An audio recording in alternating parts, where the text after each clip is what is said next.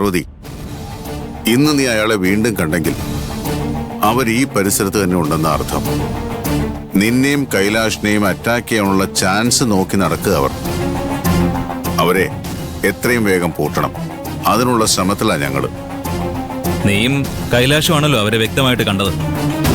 ആ ടീമിന്റെ ലീഡർന്ന് കൈലാഷ് വിശ്വസിക്കുന്ന ആളിന്റെ രേഖാചിത്രം തയ്യാറാക്കിക്കൊണ്ടിരിക്കുക ഞങ്ങള്. കൈലാഷ് പറഞ്ഞു കൊടുത്ത ഡീറ്റെയിൽസ് വെച്ച് ഇയാളൊരു ചിത്രം ഏകദേശം പൂർത്തിയാക്കിയിട്ടുണ്ട്. പാർവതി ഒന്ന് നോക്ക്.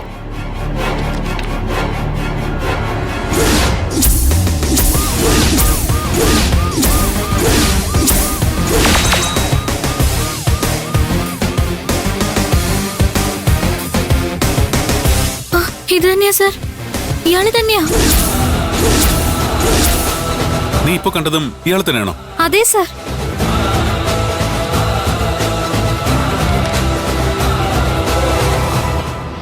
ഇത് മതി. ആ മയക്കുമരുന്ന് മാഫിയയെ അഴിക്കുള്ളിലാക്കാൻ എനിക്ക് ഈ രേഖാചിത്രം മാത്രം മതി. അങ്കിൾ ഒന്നുകൂടി ആലോചിച്ചിട്ട് പോരെ? എന്താലോചിക്കാൻ? കുറെ പേര് വന്ന് പാർവതിയെ കൊല്ലാൻ ശ്രമിച്ചു. കൈലാഷിനെ വണ്ടി ഇടിച്ച് കൊലപ്പെടുത്താൻ നോക്കി. പാർവതിയാണെന്ന് കരുതി വേറൊരു പെൺകുട്ടിയെ കിഡ്നാപ്പ് ചെയ്തു. എന്നിട്ട് അവളെ ഉപയോഗിച്ച് ഇവരെ രണ്ടുപേരെയും അവരുടെ സംഘത്തിലെത്തിച്ച് അപായപ്പെടുത്താൻ നോക്കി. ഇനിയെങ്കിലും അവരെ പൂട്ടിയില്ലെങ്കിൽ കൈലാഷിന്റെയും പാർവതിയുടെയും ജീവൻ എടുക്കും അവര്. അത് സംഭവിക്കുന്നവരെ ഒരു നടപടിയും എടുക്കരുതെന്നാണോ അരവിന്ദ് പറഞ്ഞു വരുന്നത്? അങ്ങനെയല്ല അങ്കിൾ, ക്രിമിനൽസിന്റെ മനഃശാസ്ത്രം അതാണ്. നമ്മളെ പ്രകോപിപ്പിക്കുന്നതിനനുസരിച്ച് അവരുടെ വാശിയും കൂടും. കൈലാഷിനും പാർവതിക്കും ഒരപകടവും സംഭവിക്കാണ്ടിരിക്കാനാണ് ഞാൻ ഈ പറയുന്നത്. എന്റെ ജീവൻ രക്ഷിക്കാൻ എനിക്കറിയാം അരവിന്ദ്. ഒരു ക്രിമിനൽ സംഘത്തെ പേടിച്ച് വീട്ടിൽ അടച്ചുപൂട്ടിയിരിക്കാനൊന്നും കൈലാഷിനെ കിട്ടില്ല. അവരെ കണ്ടുപിടിക്കാൻ പോലീസിന്റെ വഴിക്ക് ശ്രമിക്കും. ഞാൻ എന്റെ വഴിക്കും ശ്രമിക്കും. കൈലാഷിന് ആരെയും പേടിയില്ലെന്ന് എനിക്കറിയാം. നേർക്ക് നേരെ വന്നാൽ ആരോടും മുട്ടി നിൽക്കാനുള്ള കഴിവുണ്ടെന്നറിയാം. പക്ഷേ അവരാരും നേർക്ക് നേരെ വരില്ലല്ലോ. പതുങ്ങിയിരുന്ന് ആക്രമിക്കാൻ കഴിവുള്ള ശത്രുക്കളെ നമ്മൾ പേടിക്കുക തന്നെ വേണം കൈലാഷ്. നീ നിന്നെക്കുറിച്ച് മാത്രം ആലോചിച്ചാൽ പോരാ. കൈലാഷിന്റെ യാത്ര കാറില.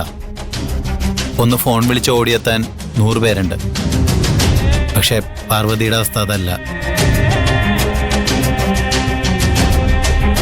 സൈക്കിളിൽ പോകുമ്പോൾ ഒരു ബൈക്ക് വന്നിടിച്ച് തെറിപ്പിച്ച് ചോര വാർന്ന് അവിടെ കിടന്നാൽ ഒരൊറ്റ ആള് പോലും ഉണ്ടാവില്ല തിരിഞ്ഞു നോക്കാൻ.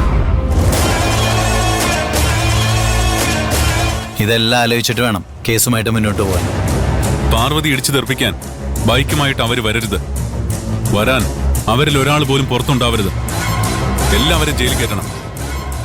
അതിനു വേണ്ടിയിട്ടാ ഞങ്ങൾ ശ്രമിക്കുന്നത്. അവരെ വീണ്ടും വിലസാൻ വിടുന്നത് അപകടം. പാർവതി സുരക്ഷിതമായിരിക്കണമെങ്കിൽ അവരെ അകത്താക്കണം. അവരിനി അതേ കാലം ടൗണിൽ വിലസി നടക്കില്ല. എത്രയും വേഗം ഞാൻ അവരെ പൂട്ടിയിരിക്കും. ശരി സാർ.